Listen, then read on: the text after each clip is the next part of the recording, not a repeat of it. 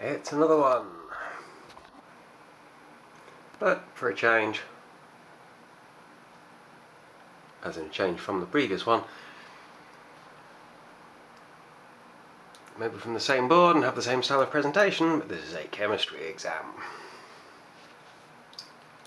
And for this you do not need an enclosed list of formulae, you just need the enclosed periodic table. I don't have the enclosed periodic table, but I do have a periodic table bookmarked. It's this beautiful thing. That isn't even zoomed in, you can zoom in wherever you like to get lots of details about them. On this you can see it's colour coded. Group 1 metals, Group 2 metals, transition metals, all the way across here, noble gases. And these things tend to behave in ways associated with which column they're in. It's part of how this was formed, observing that. Hydrogen is the one exception. Everything else down this column reacts quite energetically on contact with water to form a metal hydroxide, gives off a lot of heat and hydrogen gas, and probably sets it on fire. Lithium's funny because it floats. Actually, sodium and potassium are likely to float because they get that damn hot on contact with water. Calcium also reacts with water to form hydroxide, but being in group 2, it reacts much more slowly, just gives off little, sits on the bottom, giving off little bubbles of hydrogen.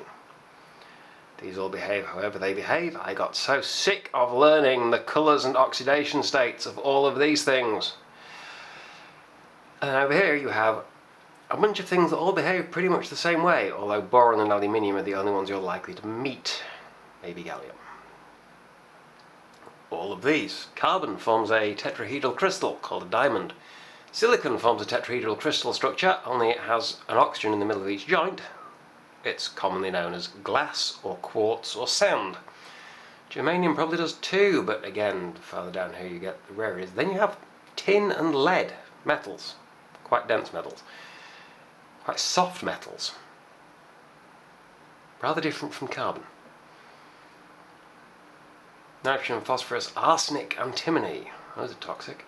Bismuth, pretty. And down here they just gave up on coming up with fancy names, you know. Thallium, plumbum, bismuth, polonium, astatine, radon, all the way across to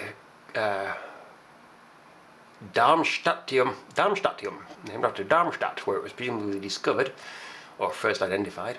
Roentgenium, Copernicum, and then they just went solid. Ununtrium, Ununquadium, Ununpentium, Ununhexium, Ununseptium, Ununoctium. Literally 113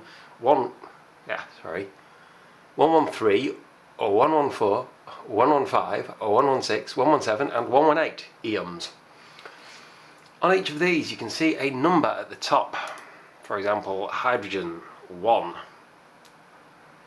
Helium over here is 2, lithium 3, beryllium 4, boron 5, carbon 6, nitrogen 7, and basically there's 1 for each number. That is the number of protons.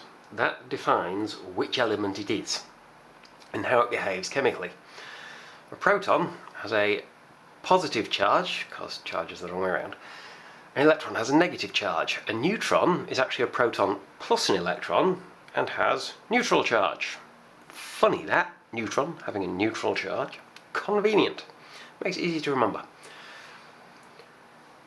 As a single atom with a neutral net charge, you'd have to have the same number of electrons as protons. So carbon has 6 protons, by definition being carbon, it therefore has to have 6 electrons.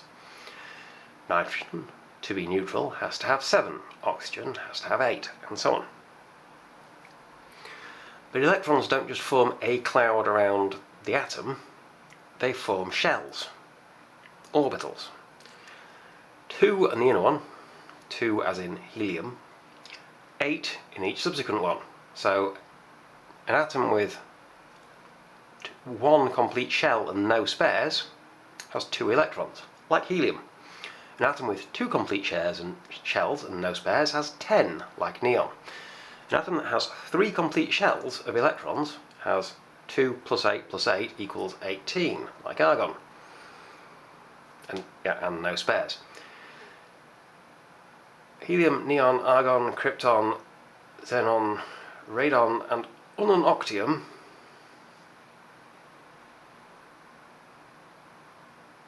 they're not at intervals of 8. Notice 18 to 36 is not 8, it's 18. Because down here the shells get bigger. That's another 18.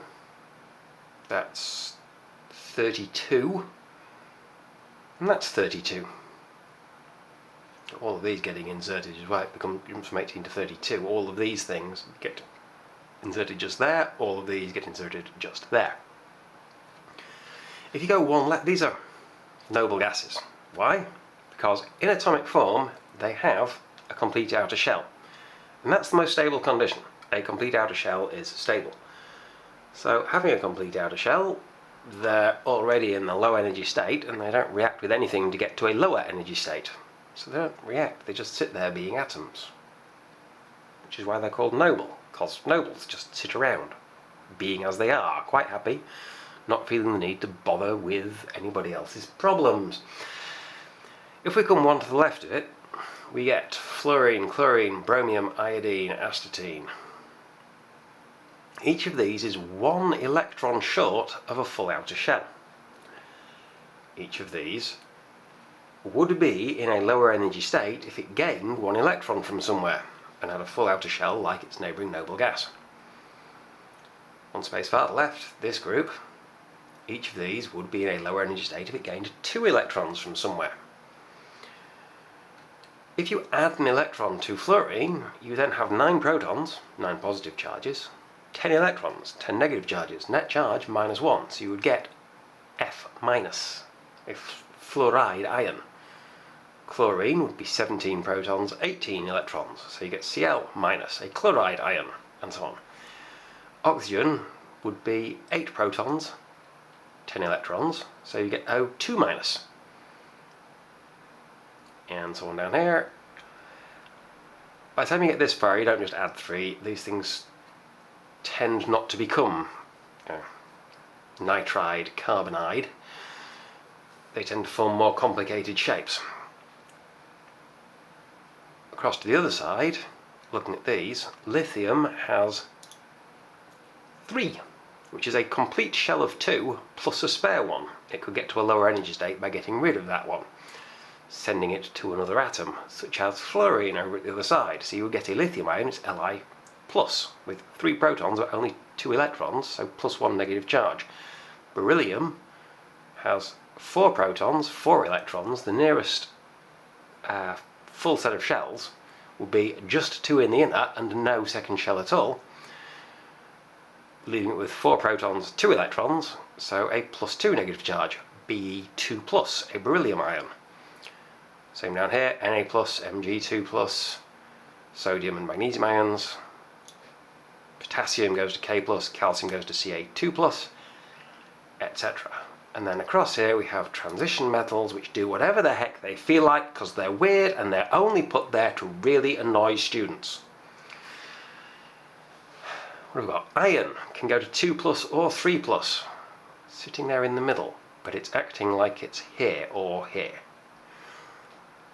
Even here. Aluminium goes to 3+, so iron can pretend to be there or there. It can act like magnesium or aluminium. Copper goes to 2+, acting like magnesium, but you can also have copper 1+, acting like sodium or potassium. Zinc, I don't remember offhand. Chromium doesn't react particularly well. Somewhere down here, oh yes, gold does not react at all well. 2 to the left of it is iridium, the least reactive element in the world. Wonderful stuff. Very rare, very dense, very hard, very strong, very expensive, very shiny because it doesn't react with anything. It won't oxidize or rust or tarnish or anything else. It just sits there and bees shiny. Right, the other way, I did say they don't just donate electrons. The other way they can get complete outer shells, this hydrogen here is an interesting place with just 1. It's equidistant from having no electrons at all or having 2 electrons, either of which is a lower energy state than having 1.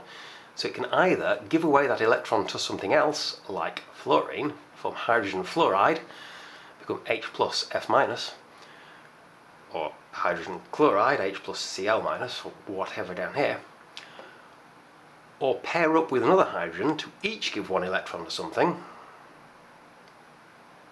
H plus 2, then something, 2 minus, from somewhere here. Or it can share electrons with, for example, oxygen. Oxygen needs 2 more electrons. It has 2 in the inner shell, 6 in the second shell. 8 in the second shell will be a lower energy state. Getting 2 electrons into it from somewhere else makes it more stable. Hydrogen, getting another electron into its first shell from somewhere else, makes it a lower energy state. More stable. Things tend to go to low energy states. So, given the opportunity, hydrogen and oxygen coming together with enough energy to overcome the van der Waals contact radius issue, when 2 atoms getting close, they tend to bounce off. Bang them together hard enough, they can react.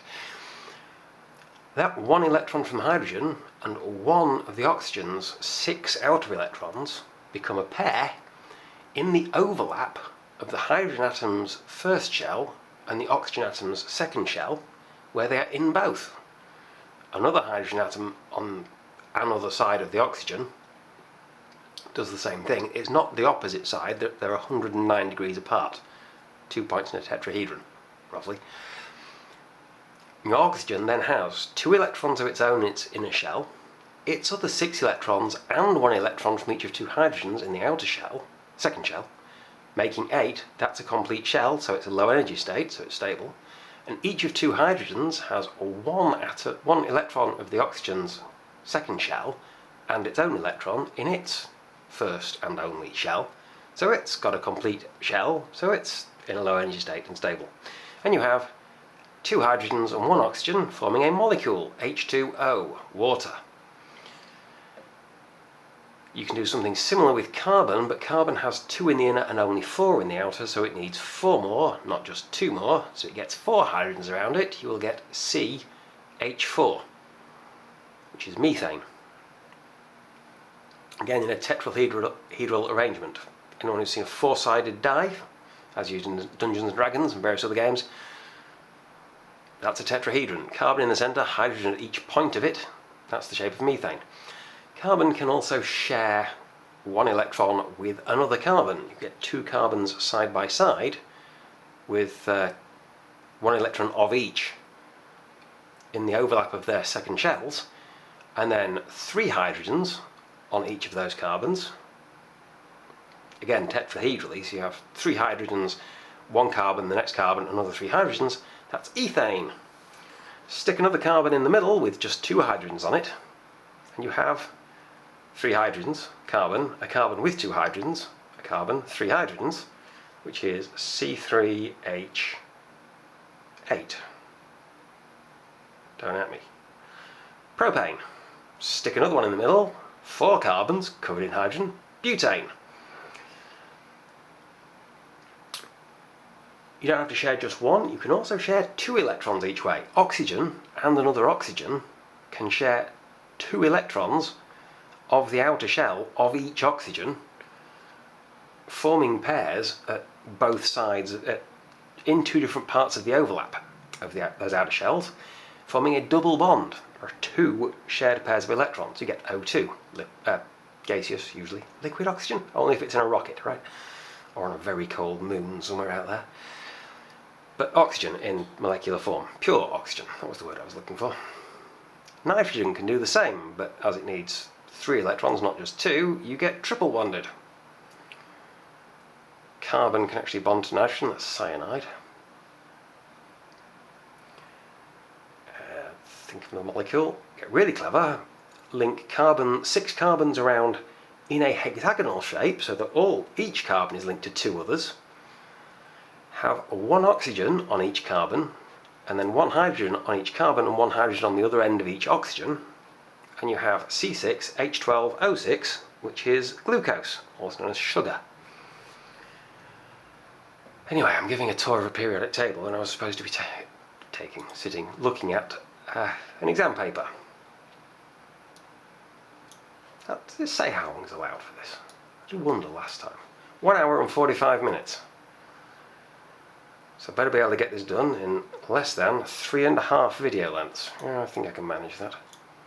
Soluble salts are formed by reacting metal oxides with acids.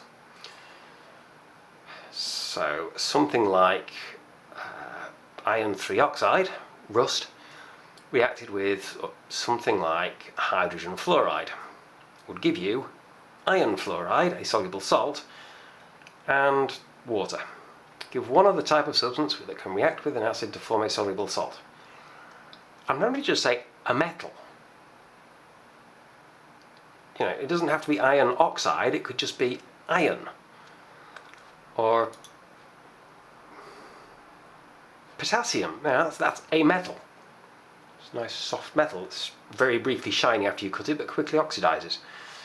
If you toss a lump of potassium into some really concentrated hydrochloric acid, hydrogen chloride, you are going to get potassium chloride, a soluble salt, and hydrogen, and an incredible amount of heat given off very quickly, which is probably going to ignite the hydrogen in a pretty purple flame, and may well spray hydrochloric acid all over the place because it will boil, which is a very bad idea, but yes, it would react with acid to form soluble salt. So clever, call it a basic metal. Calcium nitrate contains the ions Ca2+ and NO3-. As already mentioned, calcium is here in group 2. So with 20 protons, 20 electrons, that is 2 + 8 + 8 plus an extra 2 in its 4th shell. By getting rid of those extra 2, it goes to having just 3 complete shells, lower energy state, so that's good. So you get Ca2+. What was the other salt? The other ion? NO3-. 1 nitrogen, 3 oxygens, which is a total of 31 protons and 31 electrons, but oh dear, that's not going to work because your nitrogen has 2 and 5 and needs another 3. Your 3 oxygens, each sharing 1 with the nitrogen,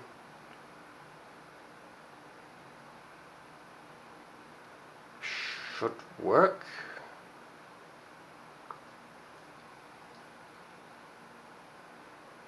But they want an extra 1 each. If they try to each share 2 with the nitrogen, well, the nitrogen only has 5 electrons in its 2nd shell. 3 oxygens needing 2 electrons each, there are only 5 to go around. You need another electron from somewhere. 1 from the calcium. Thing is, the calcium needs to get rid of 2, which is why it says 2+. There. So you would need 2 of these nitrate ions to accept those 2 electrons from the calcium. So the formula is Ca2 + 2 NO3-. It's therefore balanced. It therefore has, the total net charge is 2+ and 2- equals 0. Describe a method to make pure dry crystals of magnesium sulfate from a metal oxide and a dilute acid. Pure, so you can't use an indicator.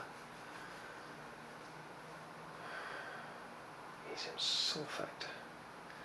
Well, obviously your metal oxide is going to be magnesium oxide because it's magnesium sulfate you want. Your dilute acid is going to be sulfuric acid, which is hydrogen sulfate, because it's magnesium sulfate that you want. So that's a start. That's probably worth 2 points. If you react the two together, well, you need enough acid to fully dissolve the magnesium sulfate. The magnesium oxide, which will give you a mixture of hydrogen sulfate and magnesium sulfate.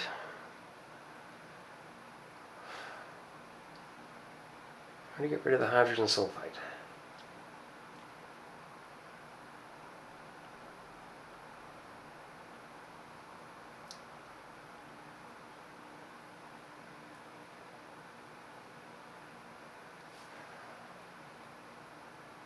I admit, I'm out of practice at this.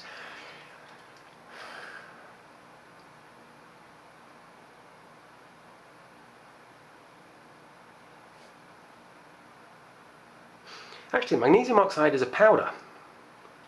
You don't use enough acid to completely dissolve magnesium oxide.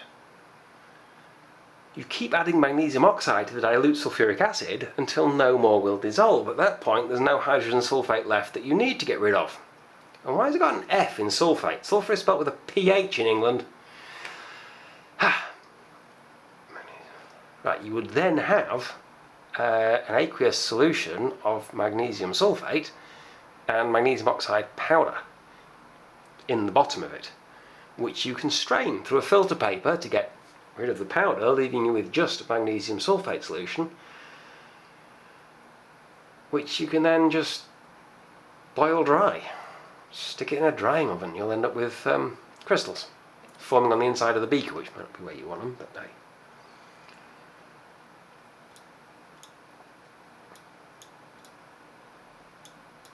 Good grief, that's a lot of lines for that. Oh well, next question. Metals and metal compounds. Iron pyrites is an ionic compound, also known as fool's gold, bright yellow. Figure 1 shows the structure. The black blobs are iron nuclei. Single little grey dots are sulfur nuclei in pairs forming this. Is there a line missing there? Or?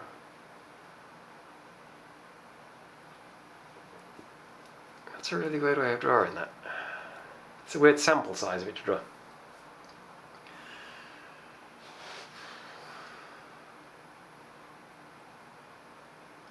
So in this particular tiny sample, these corner pairs of sulfurs have just 3 bonds, but the ones halfway along the sides and the one in the middle of the face each have 4. I don't like your diagram, sir. Likewise the ions. These 4 lower vertices have 3 bonds each. These 4 are shown with 4 around the midpoints of the upper edges, and the 5th one in the centre of the lower face is shown with 4 bonds each.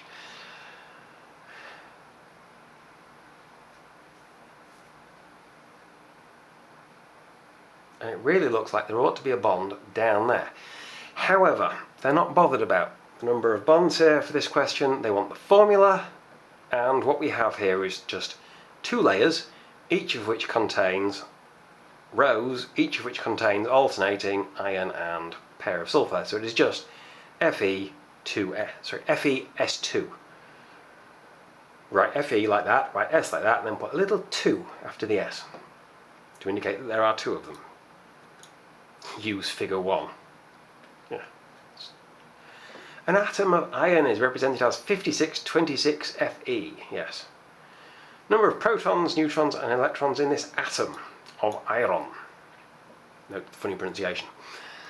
Protons is that smaller number, 26, which is the atomic number of iron, right there.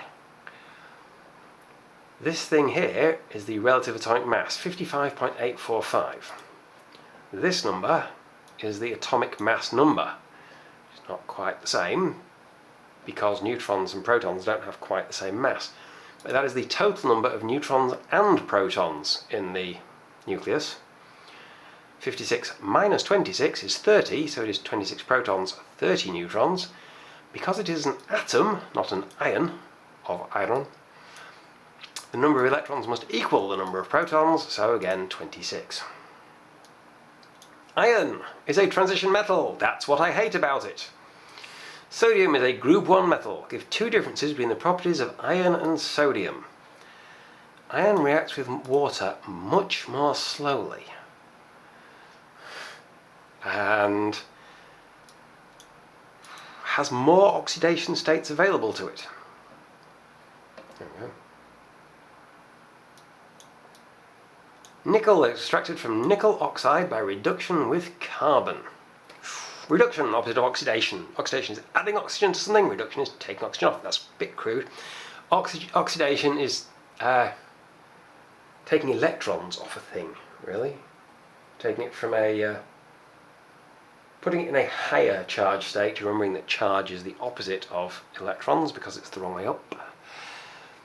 Explain why carbon can be used to extract nickel from nickel oxide. Because carbon is more reactive than nickel, reacts with the oxygen more readily, and the carbon dioxide and nickel has lower total energy than nickel oxide plus carbon. An equation for the reaction is nickel oxide plus carbon to nickel plus carbon monoxide. E. Calculate the percentage atom economy for the reaction to produce nickel. The percentage atom economy.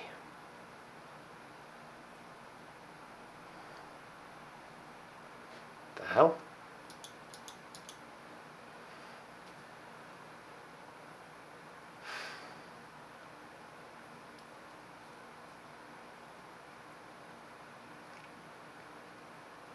I don't know what that phrase means. I'm sorry, I've never seen that phrase before in my life.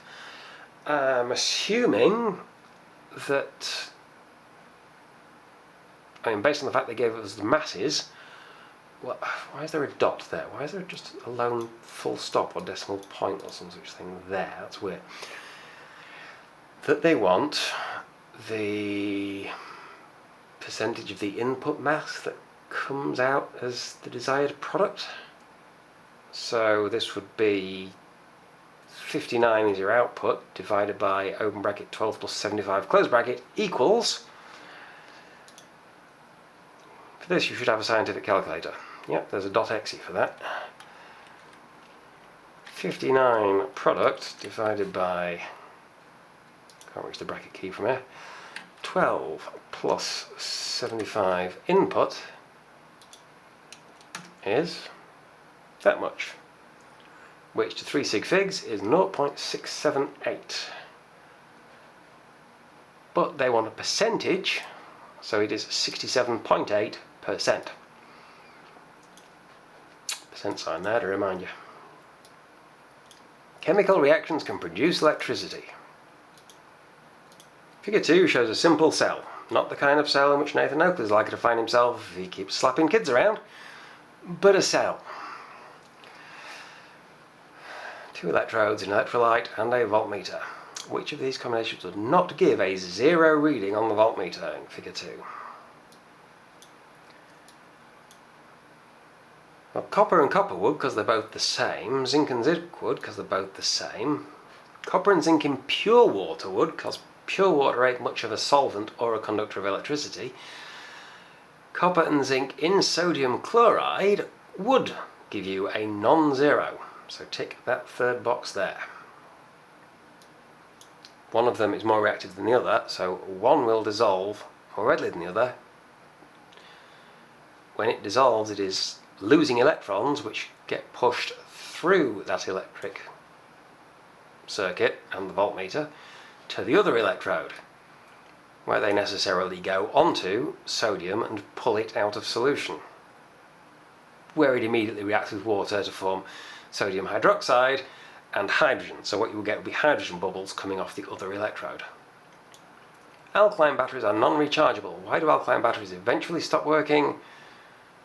Because the electrode dissolves, or because the solution gets saturated, or because the other electrode gets coated with metal from the electrode that's dissolving. Any of these would do. Why can alkaline batteries not be recharged? Because they explode and catch fire.